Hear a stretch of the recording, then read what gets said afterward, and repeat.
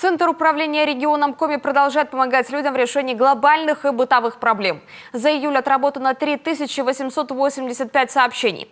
Больше всего жалоб поступает по поводу вакцинации, ремонта дорог и отсутствия горячей воды. Среднее время ответа 4 часа 4 минуты, и 84% обратившихся ответами удовлетворены.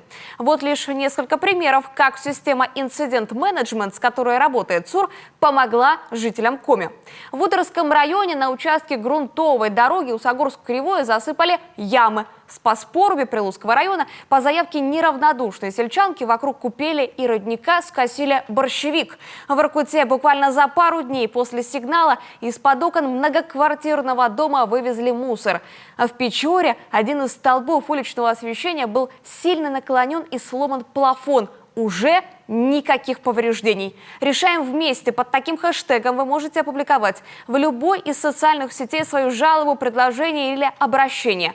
Тогда Центр управления регионом поможет и вам решить наболевшую проблему.